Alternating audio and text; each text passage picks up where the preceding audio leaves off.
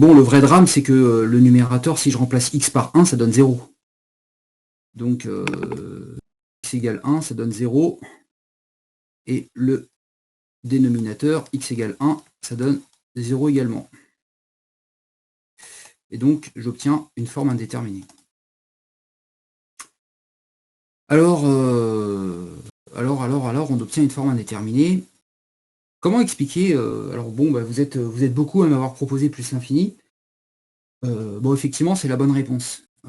Encore faut-il justifier soigneusement du pourquoi c'est plus l'infini. Alors l'argument, c'est qu'en fait, bah, ce qu'il faut, c'est que si 1 est une racine de... bon, j'ai donné la réponse. Si ça s'annule en 0, c'est que, bon, effectivement, 1 est une racine. Mais ça veut surtout dire qu'on peut factoriser par x-1. On peut factoriser le numérateur par x-1.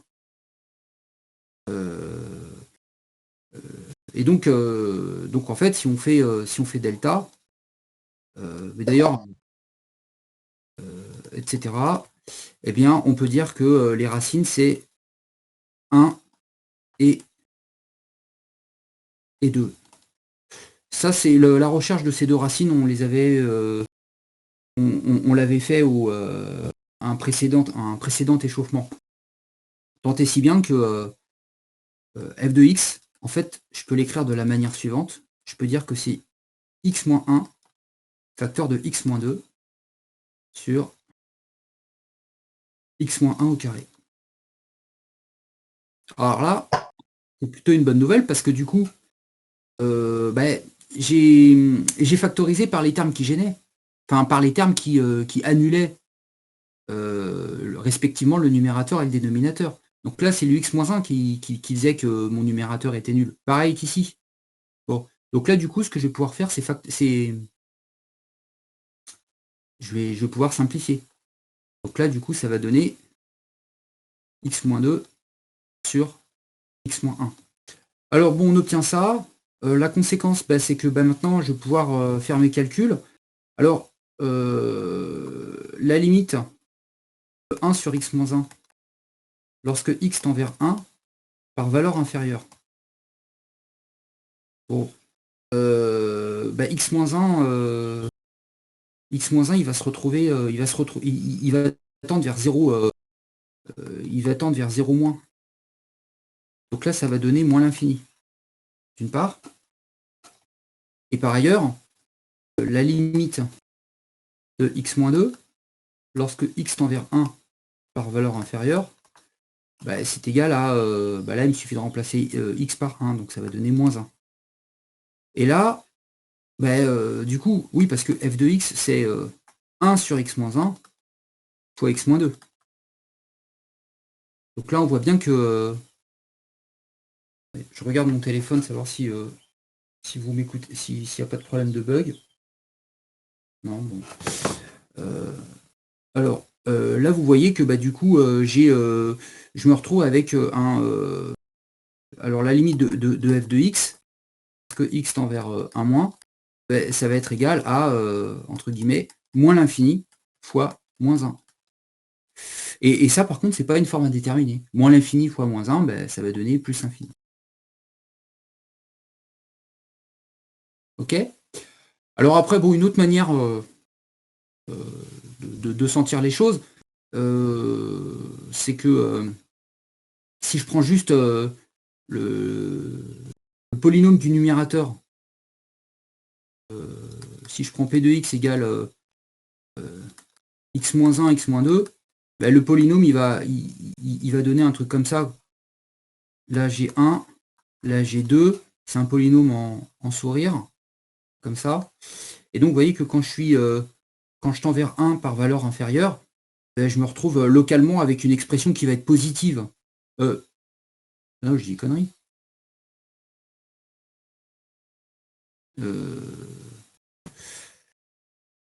Excusez-moi, je bug. Attendez. Je suis en train de bugger là. Ah non, non, je bug pas. Non, non, non, je bug pas. En fait, P de X, c'est par valeur inférieure. Par valeur inférieure, ça va donner une expression qui va être positive. Et, et d'autre part, le x moins 1 carré, le numérateur, il est également positif.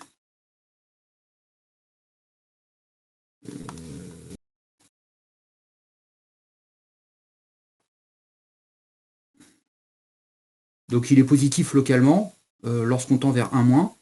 Et là aussi, il est positif. Donc positif sur positif, ça donnera forcément quelque chose de positif. Mais bon, c'est pour sentir les choses, c'est une interprétation graphique des choses, mais d'aucune manière j'ai présenté une preuve, et encore moins prouvé que la limite c'était infini. Donc là c'est voilà, pour sentir les choses. Voilà. Donc là on a fait la limite à gauche. Alors maintenant, alors attendez, ouais, vous avez vu, je suis en train d'utiliser un autre logiciel. Alors, new page, after, hop. Ok, c'est bon. Alors, pour la limite à gauche, à droite,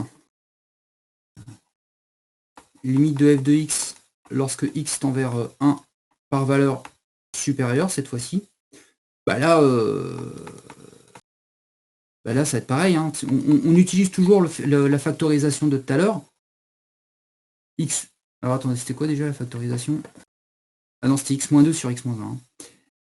X-2 fois 1 sur x-1.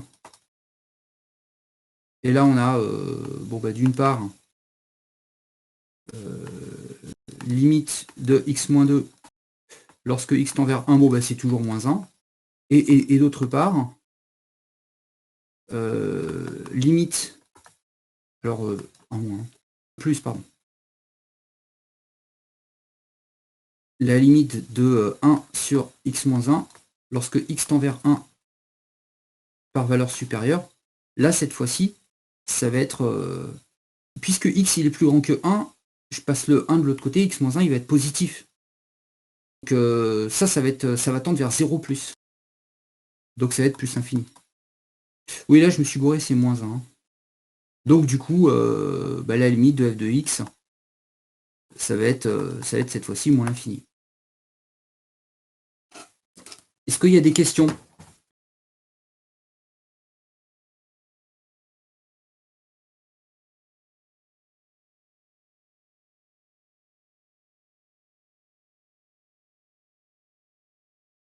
Ok, bon.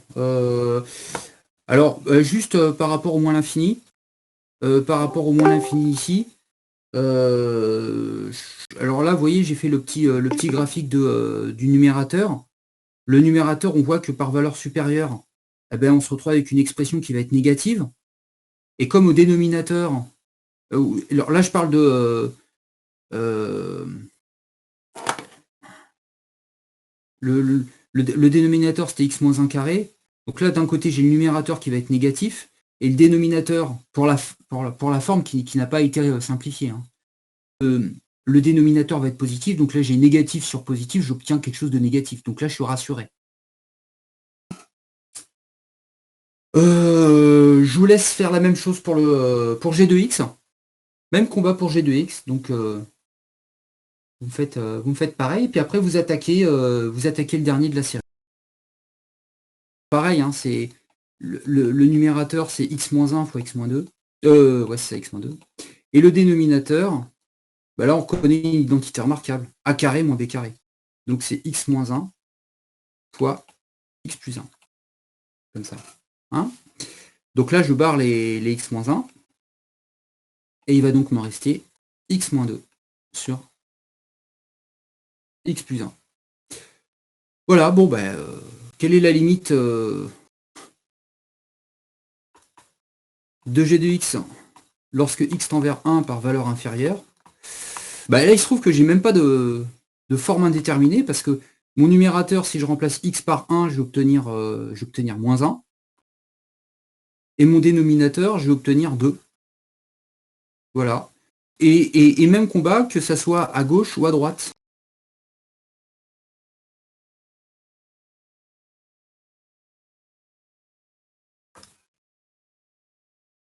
Ok. Donc voilà. Alors, pour le suivant, j'ai envie d'essayer un truc. Alors le suivant, c'est lui. A puissance 2 tiers moins B puissance. Le problème, c'est que, bon ben ici, ça va donner quoi? Ça va donner 1 plus x puissance 2 tiers moins 1 moins x puissance 2 tiers sur le truc d'avant. Mais là, ne se simplifie pas. Ne se simplifie pas ce truc-là. Ça avait marché la dernière fois. La dernière fois qu'on avait avec les racines, ça marchait parce que j'avais A moins B. J'avais plus de puissance là.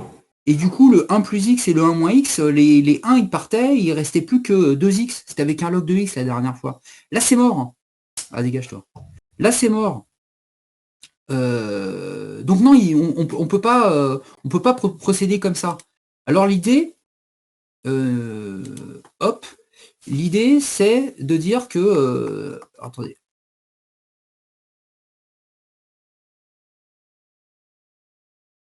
hein, c'est ça le truc, hein. Attendez, excusez-moi, j'ai juste un petit bug. Ouais, c'est ça. On va le décomposer. 1 plus x puissance 1 tiers moins.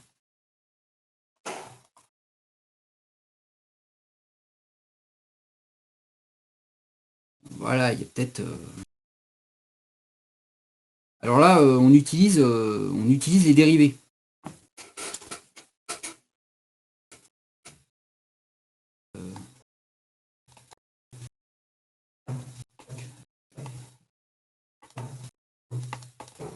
Avec les dérivés. Hein, c'est-à-dire que lui, on va l'appeler. Attendez, je vais changer. On va poser f de x égale 1 plus x puissance 1 tiers. G de x égale 1 moins x puissance 1 tiers. On fait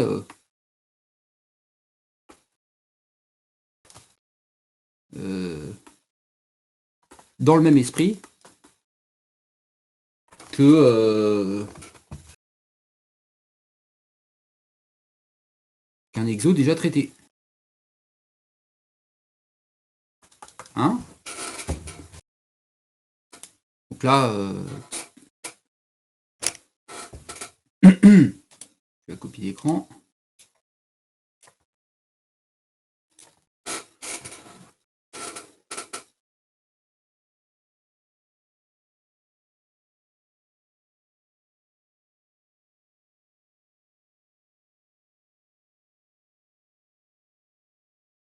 Bon voilà.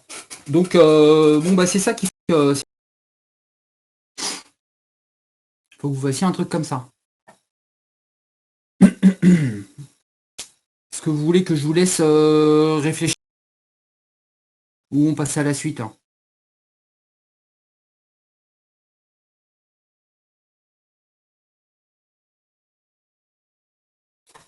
Qui veut réfléchir 5-6 minutes encore? Dites-moi. Moi, pas moi, vous écrivez. Moi, je vote bien. Ok, alors si tu votes, Jali, il n'y a pas de problème.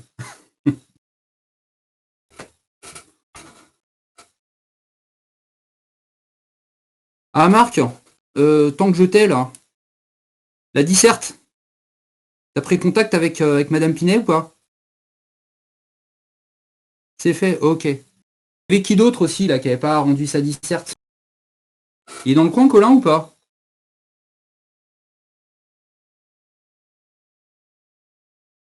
Anthony, t'as pris contact avec Madame Pinet pour lui rendre la disserte? Je vais lui envoyer un mail aujourd'hui là. Ah bah ouais, bah faut pas attendre la Saint-Glinglin, hein. Ouais. Allez, je sais plus qui y avait d'autre encore. Vers L, lorsque X tend vers B. Alors, qu'est-ce qu'on peut dire? Anas, qu'est-ce que tu me proposes?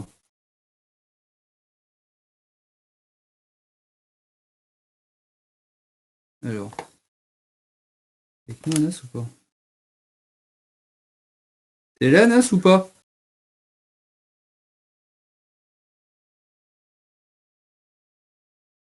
Ah, Anas il est pas là. Ah si, il est en train d'écrire.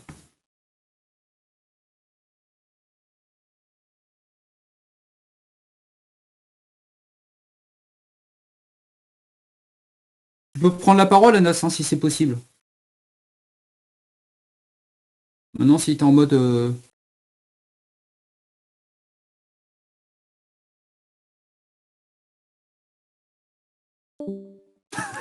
Vous l'entendez Anas ou pas? Non. Hein? Non, on entend pas. Non, on t'entend pas Anas. Bon, c'est pas grave. Ah mais t'avais dit que tu devais acheter un micro. Bon. Ah, non, et là je l'ai, c'est juste que là je suis sur téléphone parce que comme Ah ça. d'accord. Alors ben ouais, là on t'entend bien Anas. Alors vas-y, qu'est-ce que tu proposes? Bah, j'ai pas trop d'idées. T'as pas trop d'idées? Bon, alors. T'as F2, par exemple, là si par exemple j'ai F2x envers 1 lorsque x tend vers 0, d'accord? G de x lorsque x tend vers 1 qui tend vers 2. Composition de limite. Qu'est-ce qu'on peut dire?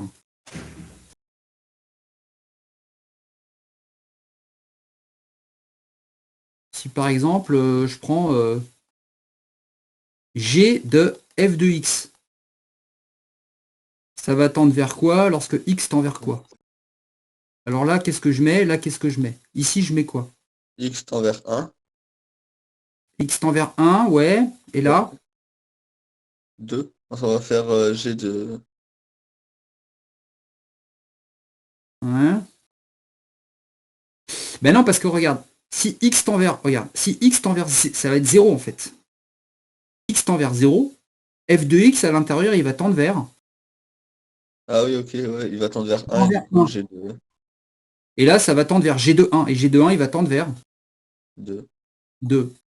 Ok? Donc là, on a ça comme ça. Alors ici, si je remplace, ça va donner quoi? Alors, g... De F de Non, X. attends, j'écris. Je vais écrire. G rond f de x qui est égal à g de f de x. Hein, je rappelle les jeux d'écriture. Lorsque x tend vers quoi? Tend vers quoi? Lorsque X tend vers A, Ouais, ça va tendre vers. euh, vers L. Voilà, c'est ça. Ok. Allez, vous l'écrivez tous.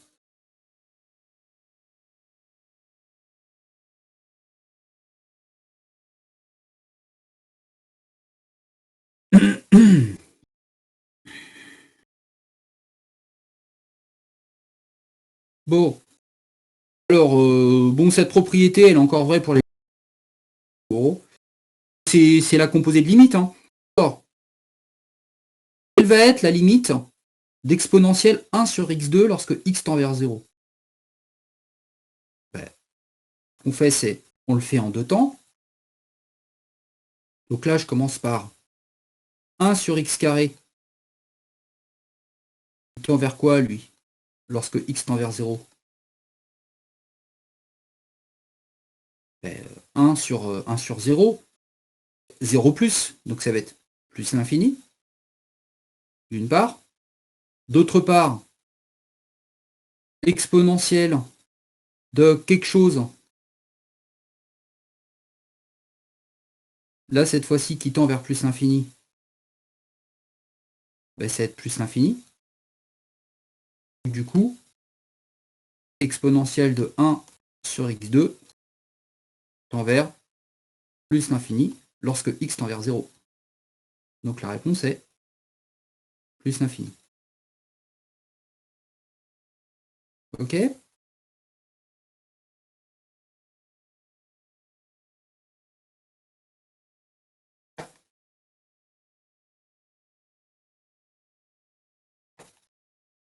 Alors pour lui,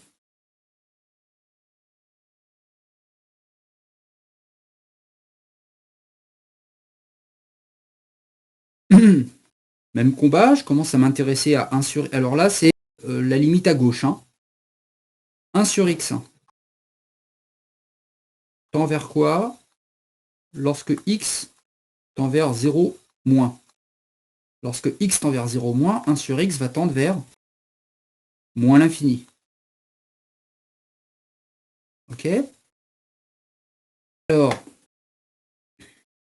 ensuite, exponentielle de grand X. Alors, vous voyez, j'écris grand X pour dire qu'en fait, il va représenter le bloc 1 sur X, si vous voulez, enfin, moralement. Donc, exponentielle de grand X, là, cette fois-ci, c'est... Il va tendre vers moins l'infini. Parce que grand X tend vers moins l'infini. Bon, bah là, ça va tendre vers quoi? Exponentielle de moins l'infini. C'est 0. Hein, je vous rappelle que exponentielle X, hein, donc là, 0 lorsque x tend vers moins l'infini. Hein, d'accord. Donc j'en déduis que la limite exponentielle 1 sur x lorsque x tend vers 0 moins est égale à L. À lui. Lui ou L0, je sais pas si c'est masculin ou féminin. Des fois je me dis c'est masculin quand même. Bon alors, application 10. Allez, on fait péter application 10. Attendez, juste une chose. Je regarde ce qu'il y a après. Ah ouais, ok. Ça c'est...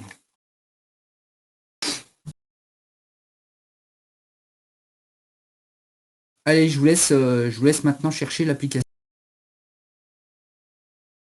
Celui-là. Là, vous m'écrivez vos réponses là. Arc tangente.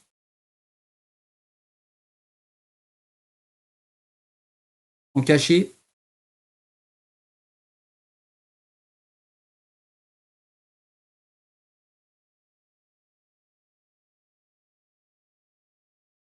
Bah ouais.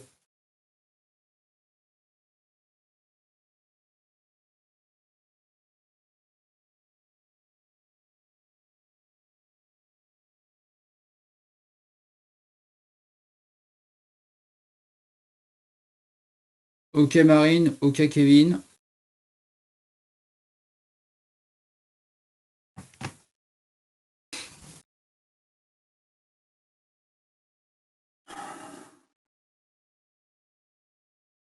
Allez Monsieur Paul.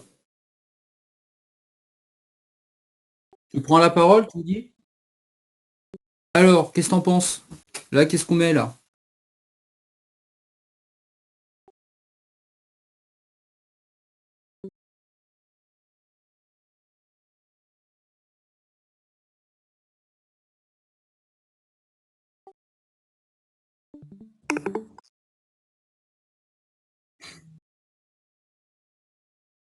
Ben, là, si tu veux, Paul, regarde. Là, t'as vu ce qui est entre parenthèses? Ça va tendre vers quoi? Voilà. Donc là, tu vois, c'est le grand X, en fait, il va correspondre entre parenthèses. Voilà. Et arc tangente de X lorsque X tend vers 2, ça tend vers quoi?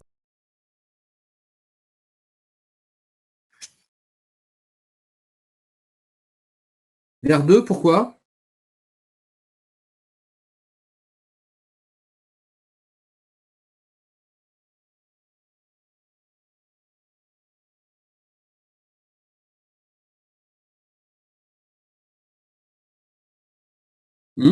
C'est normal, c'est pas ça. Alors, non, non, ben, ça tend vers arc tangente de 2.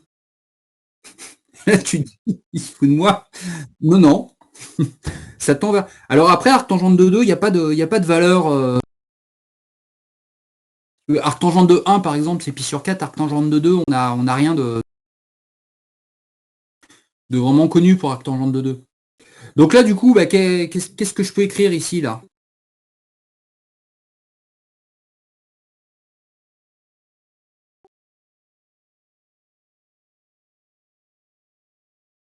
Attends, stop, on appuie sur pause. Il y a Alexis qui est en train de m'annoncer un truc. Le... Ah, j'ai bugué. Là, vous êtes en train de me dire que j'ai bugué.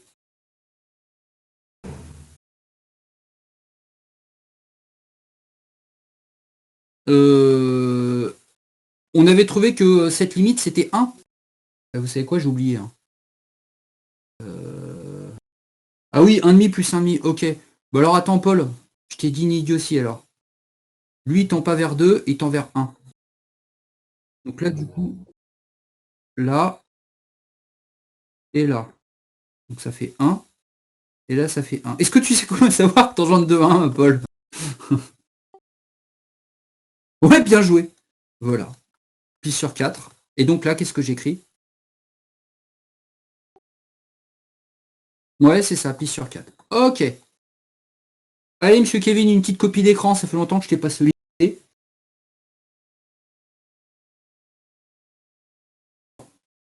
Euh... Oups. Donc là, j'ai fait lui. Maintenant, on passe Arcos machin. Alors, comment je décompose là, Paul?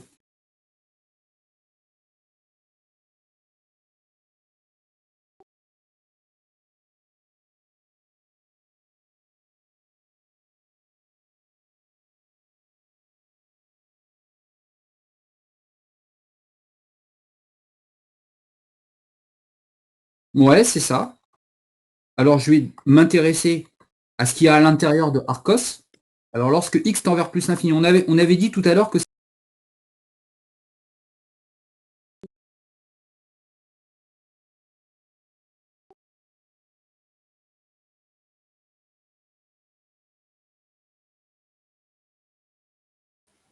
Non, on l'a pas fait celui-là. Ah oui, bon, bah alors ça tend vers quoi, ça? Dis-moi.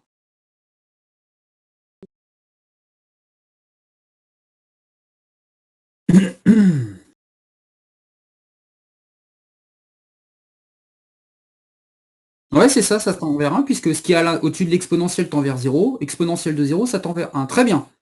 Alors maintenant, qu'est-ce que j'écris en dessous, Paul?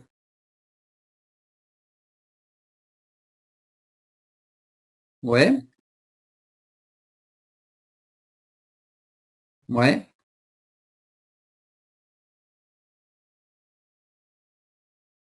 Attention. Oui, enfin, je vais pas dire que c'est égal. Tend vers cos de 1. Arcos de 1. Alors, Arcos de 1. Quoi là, il vaut combien, lui? Il vaut 0. Attention, Arcos de 1, c'est cosinus de quoi égale 1.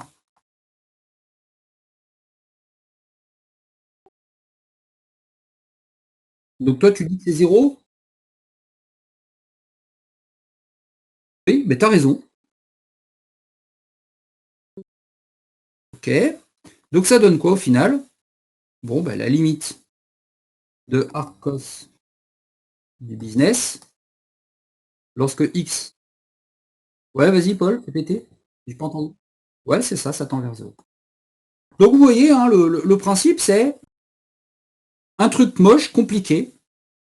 On va le décomposer en choses simples, dont on est capable de déterminer la limite.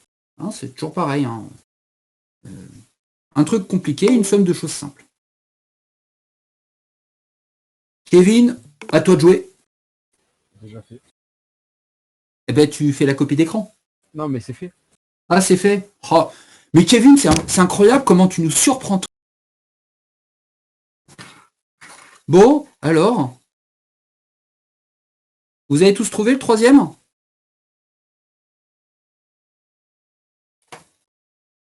Ceux qu'on trouvait, vous mettez en caché la réponse.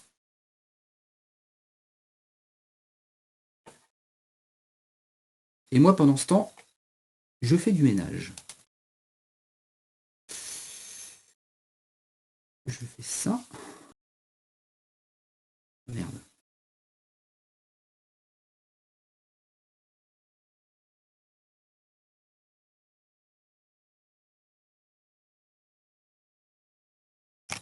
Sur tangente x. Hein, bah donc du coup, voilà, c'est la composée de tangente et log de x sur x. Je vais écrire tangente x lorsque x tend vers pi sur 2 par valeur inférieure.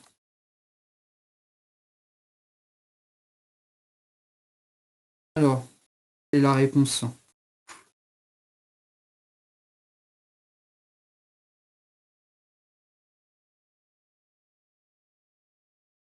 Voilà, cette plus l'infini. C'est bizarre ça, plus l'infini. Moi j'aurais dit moins l'infini.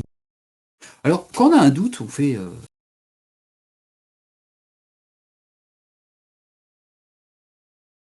faites tangente là. Comme vous êtes des pros du formulaire, si vous faites... Ouais. Là j'ai tangente, hein, d'accord, etc. Et ici j'ai pi sur 2. Donc là j'ai tangente, la courbe de tangente. Là, on voit bien que là j'ai x qui tend vers pi sur 2 par valeur inférieure. Et on voit... Hein, c'est pas parce que ça tend vers pi sur 2 par valeur inférieure que c'est forcément moins l'infini. Hein, donc là j'ai ça. Et puis celui d'après, ben, ça va être log de tangente x sur tangente x. Donc ça va être log de x sur x. Avec là, cette fois-ci, grand X qui tend vers plus l'infini. Et log de x sur x, qui est prédominant? Log de x ou x? Ben, c'est x, et ça tend vers 0. Que la vie est bien faite.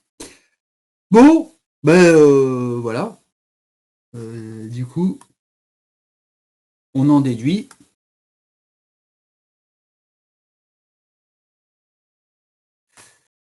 Bah attends. Oups. Oh, j'ai fait une petite rature. Je suis vraiment dégoûté. Voilà. Alors, je vire mon truc là. Attends. Alors, j'ai installé des raccourcis là sur ma tablette.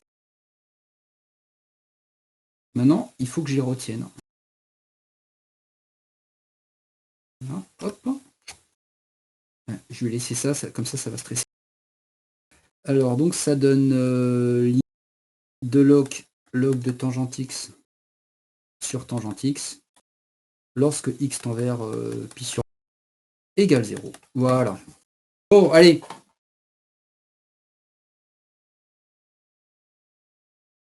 C'est fait.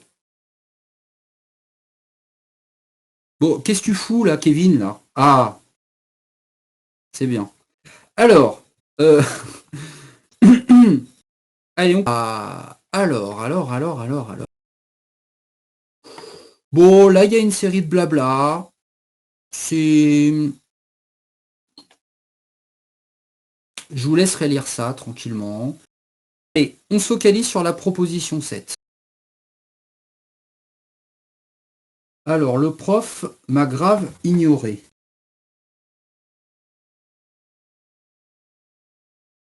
Si on disait que cosinus pi sur 2 égale 0, ça va plus...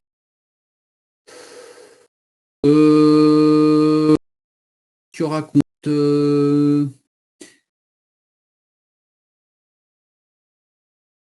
Oui, je préfère t'ignorer finalement. Alors, non, alors... je comprends pas Kader là, parce que là, pi sur 2... Alors... Ouais, mais là, si... Ouais, vas-y. Ouais, vu que le cosinus est un pi sur 2 et qu'en dessous c'est positif et qu'on sait que ln sera toujours positif, bah, ça fera 0 sur quelque chose qui tend vers plus l'infini, bah, ça fera du coup 0.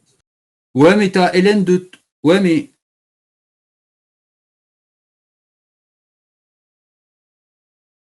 Ouais, mais là, je suis embêté parce que si vous voulez, il y a log de tangente qui va tendre vers plus l'infini. Donc on a plus infini fois 0 qui est une forme indéterminée. voyez ce que je veux dire ou pas? Oui.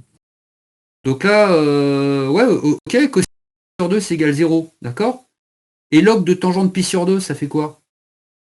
Hein, monsieur Abdelkader? Petit insolent? Ça fait plus l'infini, sauf erreur de ma part. Plus l'infini fois 0, indéterminé. Eh, je vais rajouter... Non, je vais cliquer sur la crotte. Voilà. Alors, c'est bon, j'ai répondu à ta question, Abdel, ou pas?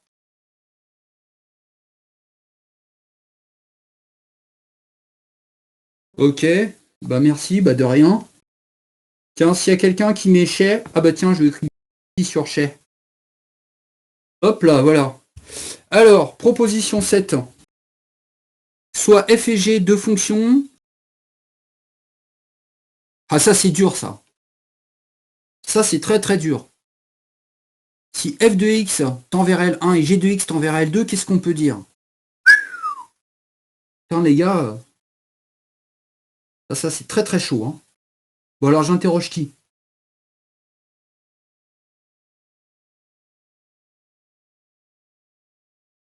J'interroge Léo.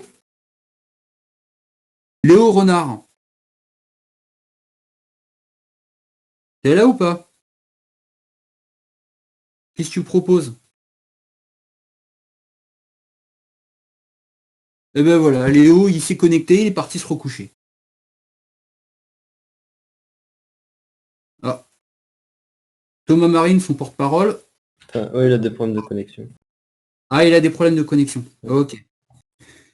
Alors Léo lui a dit hier, si le prof m'interroge, tu te dis que...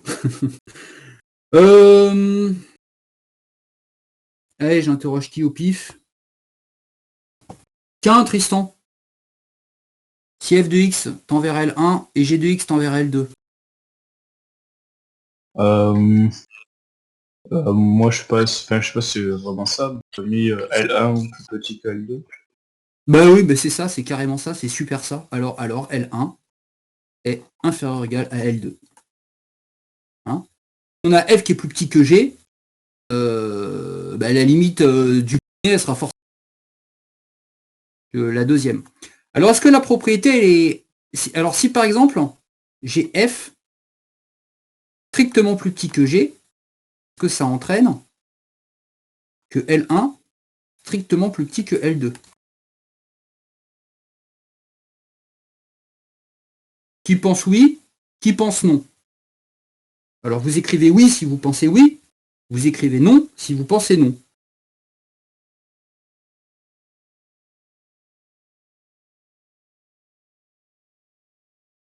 Alors Abdel qui ne veut pas faire comme dans la logique oui, Abdel je pense pas, d'accord. Moi je pense oui, moi je pense pas oui. Bon, eh bien la réponse c'est non.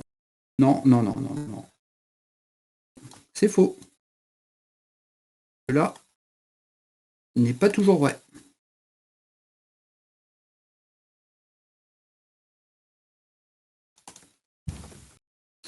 Eh ben oui, Daniel Flûte, comme tu dis. Donnez-nous un exemple. Alors, très bien. Je vous donne un exemple. Et je vais vous donner f de x égale 1 moins 1 sur x carré plus 1, g de x égale 1 moins 1 sur x carré plus 2. Montrer que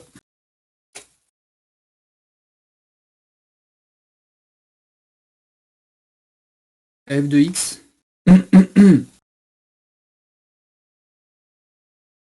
alors il y en a un qui est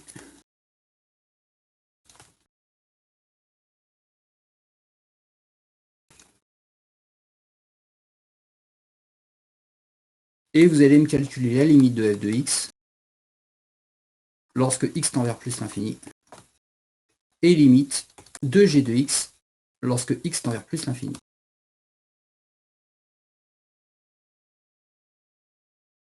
Bon, vous me faites le signe hein, de G2X moins F2X. Puis vous allez me dire lequel est le plus grand des deux. Il y en a un qui est tout le temps plus grand. Allez, à l'attaque. Bande d'insolents.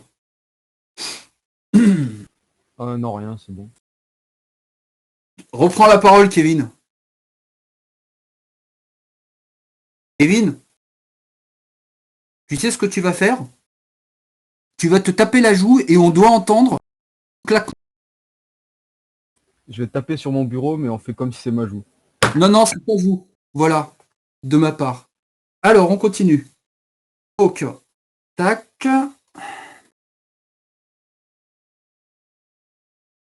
Bon, blague à part, je ne suis pas à l'abri de faire une erreur de... Personne n'est à l'abri de faire une erreur de calcul.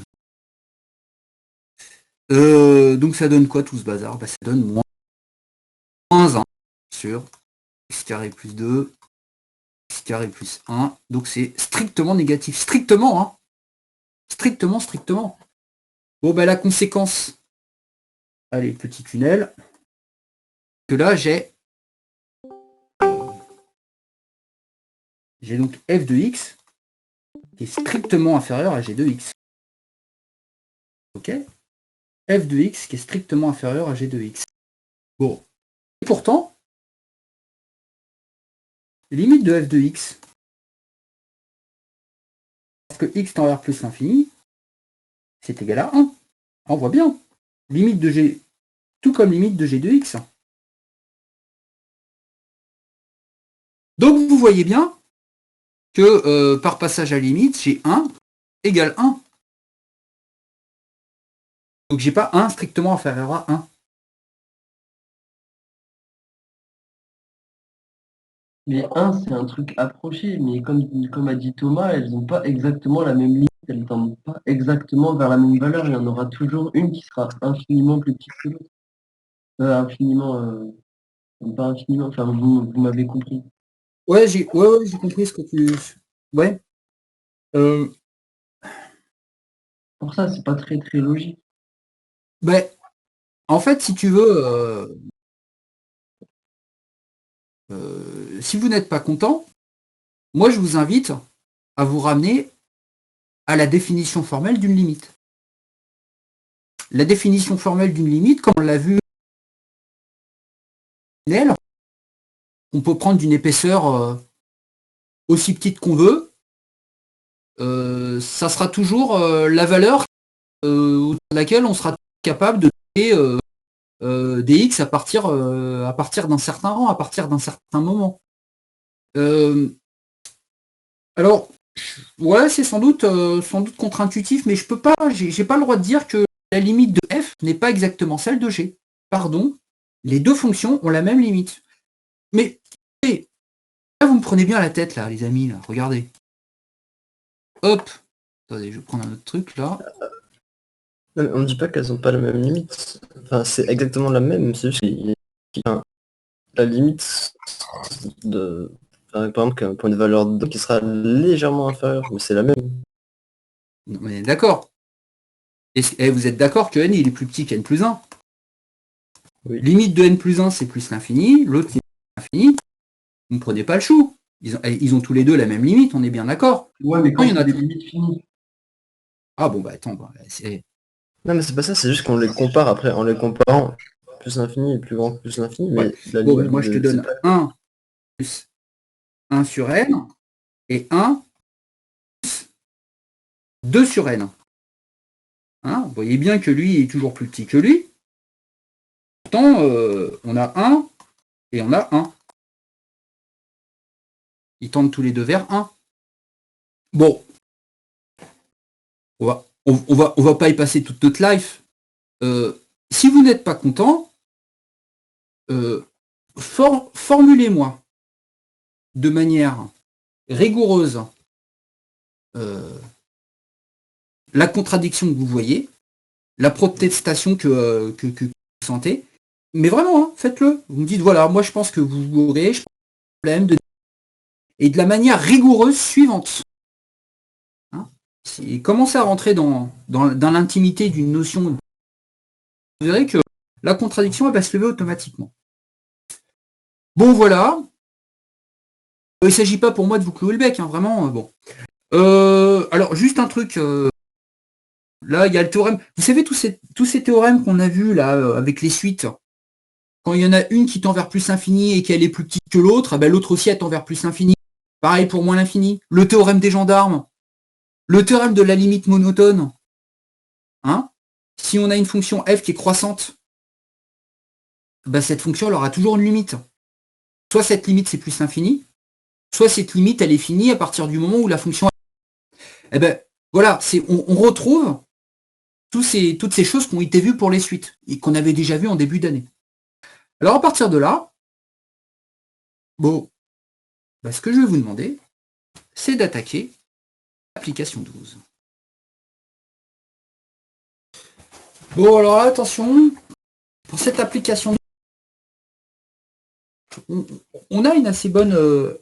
on a assez facilement l'intuition de la réponse. Lorsque x tend vers plus l'infini, bon, ben là, si je prends ce business-là, bon, ben on voit que voilà, x carré, il tend vers plus l'infini, lui, c'est quelque chose qui va être borné, donc c'est pas lui qui va... Il faut faire gaffe aux signes, parce que si ça prend des valeurs négatives, ça peut entraîner le tout vers moins l'infini. Il se trouve que sinus x, c'est toujours entre moins 1 et 1. Plus 2, bah, ça sera toujours ce truc. Bref, cet ensemble, ce numérateur, il va à la même vitesse qu'x carré.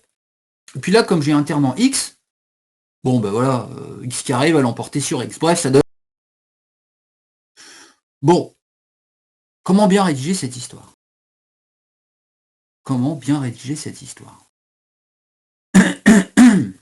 Est-ce que juste ça suffit de faire, de faire la comparaison entre x carré et x plus 1 sur x? On dit que 1 est un petit taux de l'autre. On dit juste que sin x plus 2 c'est borné et sera toujours positif. Et du coup, ça suffit pour justifier ou pas du tout? Bah, ce qu'il y a, c'est que non, ça suffit. C'est pas très bien dit.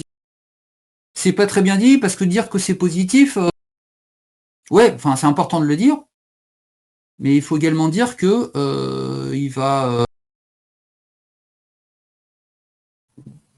S'il est borné et positif. Ouais, voilà, borné, ouais. Bon, alors, écoute, autant dire les choses algébriques. Et regardez, on va.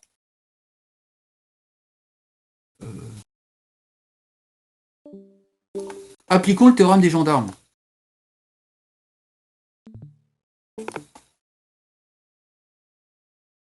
Comment j'écris gendarme? Bon. Alors, vous voyez, quand vous avez un sinus, toujours pareil. Sinus x, y compris entre quoi et quoi?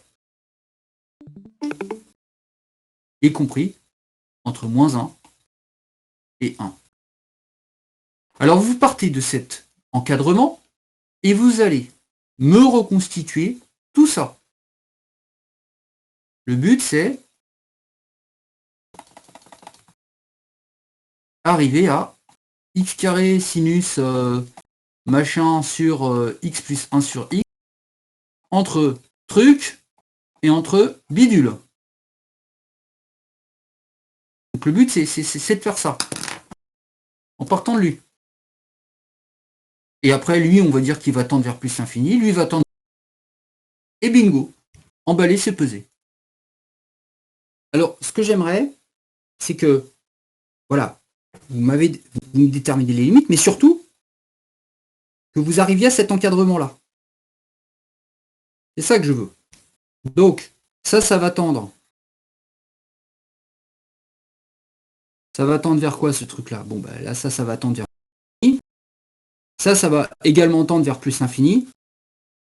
Donc là, par le théorème des gendarmes, la limite. Donc, vous voyez, je me suis débarrassé du sinus en utilisant le théorème des gendarmes. Et donc égal à plus l'infini. Cette limite existe au plus l'infini.